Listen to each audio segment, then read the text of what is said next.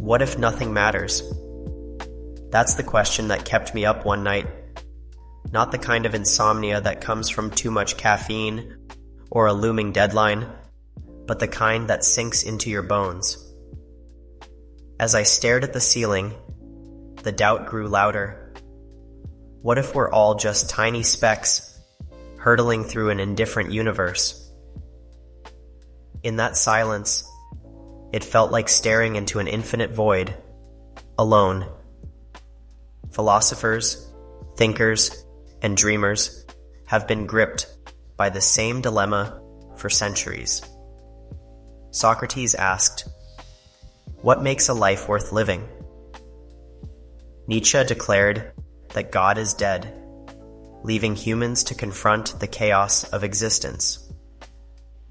Camus famously pondered whether life is even worth the trouble of living. The same haunting questions recur. Is there meaning in a world without guarantees? Can freedom feel anything other than overwhelming? And what do we owe one another in this wild, uncertain existence? Like so many before us, we find ourselves drawn closer. Not to find definite answers, perhaps, but because staring into the unknown is also where everything begins. And today, together, we're going to dive headfirst into these questions, using the lens of existentialism.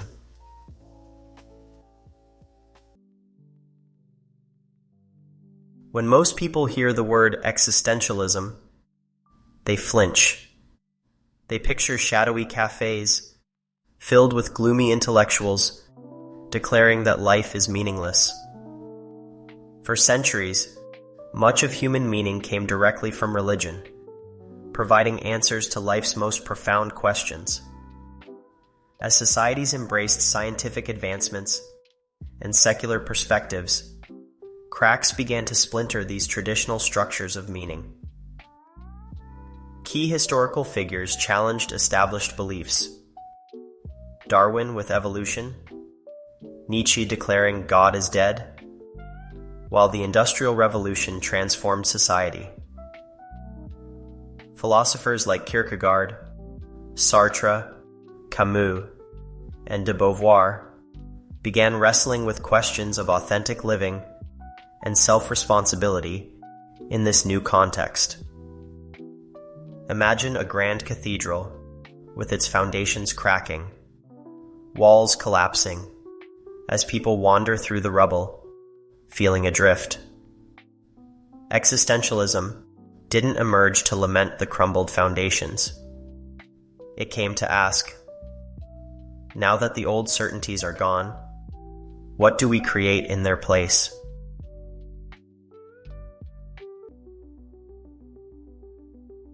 Imagine being handed a blank sheet of paper. Nothing's written on it. No instructions, no limitations. Just an empty space waiting for you. You'd probably feel exhilaration for a moment, but soon after, unease. What are you supposed to do with this blankness? This is existentialism in a nutshell.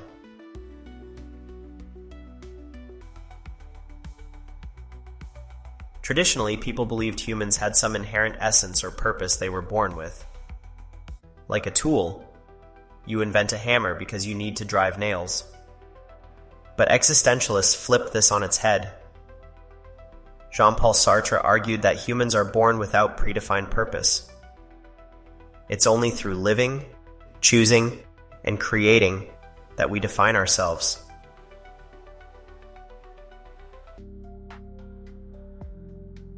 You're not born with a user's manual dictating what you're supposed to do in life. That's your job, to pick up the pen, make the first mark.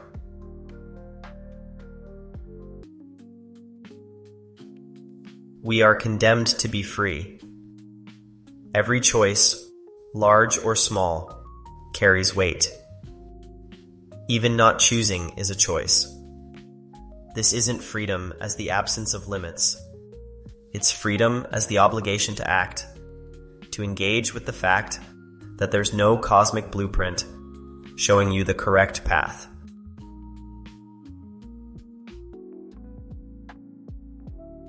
Picture a blank canvas morphing slowly into a painting as different colors sweep across it. That's your life. The meaning is yours to create.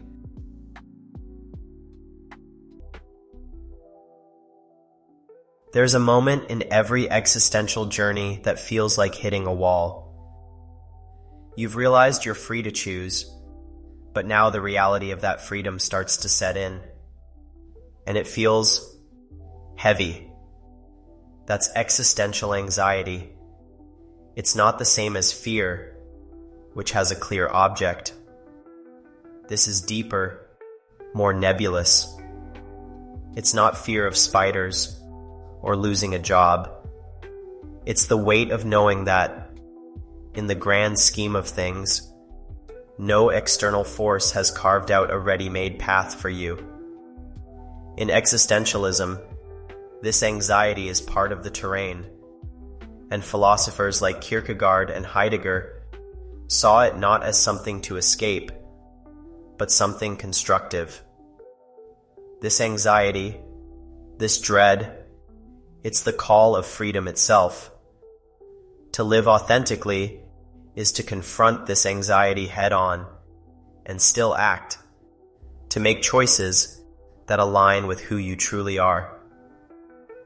Imagine a young professional stuck in a career that looks great on paper but feels hollow. They ask themselves whether they should stay for the stability or leave to chase something they're actually passionate about. Existential choices aren't just dramatic moments. They come in the quiet, persistent decisions about how to live, love, and contribute every single day. Society gives us scripts, predefined roles, expectations about success, status, relationships. To live authentically means rejecting the roles that don't resonate and taking ownership of your unique course. That's why Sartre coined the term bad faith. It's what happens when we lie to ourselves, pretending we have no choice, because the anguish of ownership feels too much to bear. Now imagine climbing a mountain, but you don't see the peak. It's shrouded in clouds. Some parts are steep and brutal. Others are uncertain paths, mixed with false trails. Every step is yours to take. No one drags you up. No one locates the summit for you. And each choice you make, even when it's messy or uncertain, carves out the person you are becoming. The struggle isn't a problem to be solved. It's a process to be lived. And as existentialism teaches us, the act of engaging, of climbing, even without a defined peak, is where life's meaning is forged.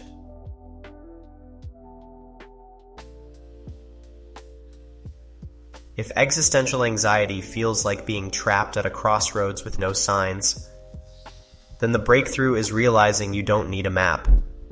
You can create your own. To Sartre, radical freedom isn't just a burden. It's the ultimate form of empowerment.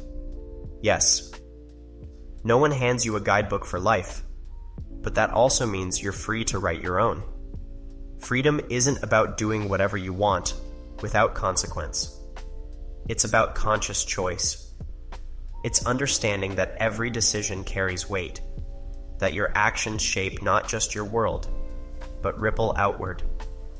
Viktor Frankl, a Holocaust survivor, endured unspeakable atrocities in concentration camps. Amid unimaginable suffering, he discovered that even in the worst conditions, we retain the power to choose our attitude. Everything can be taken from a man, but one thing, the last of the human freedoms, to choose one's attitude in any given set of circumstances. Viktor Frankl. Consider a modern example. a young entrepreneur who builds a business in a field they're passionate about, knowing the odds are stacked against them. The breakthrough is this realization: meaning isn't something to find, it's something to make. Think of life as walking down an endless dirt path with no signs, no carved road ahead. Every step you take builds the path behind you. Acting authentically means accepting not just your freedom, but your role in shaping the world around you, as Simone de Beauvoir highlighted in her work on ethics and existentialism. Picture this: a figure walking through an untouched landscape, step by step. With each choice, left, right, forward, the path materializes beneath their feet.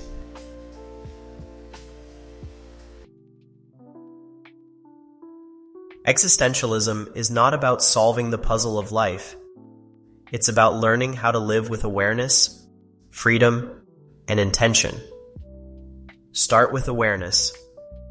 The first step is recognizing your freedom and the power of your choices. Even in constrained circumstances, you always have the freedom to choose how you respond, as Viktor Frankl discovered in a concentration camp. Cultivate tools to face existential anxiety: mindfulness, journaling, and community. The existentialist journey doesn't lead you to a permanent state of enlightenment. Instead, it's ongoing, a constant process of creating, choosing, and growing. Ask yourself, are your everyday actions aligned with your beliefs and desires? Or are you conforming to someone else's script? Take one step today toward the version of yourself you would most respect, a small choice that reflects the kind of life you want to create. Visualize the dawn breaking over a vast landscape. As the light stretches outward, it reveals endless possibilities. Your life doesn't have to fit a predefined mold. It's yours to create, step by step, horizon by horizon, as you walk toward the next dawn.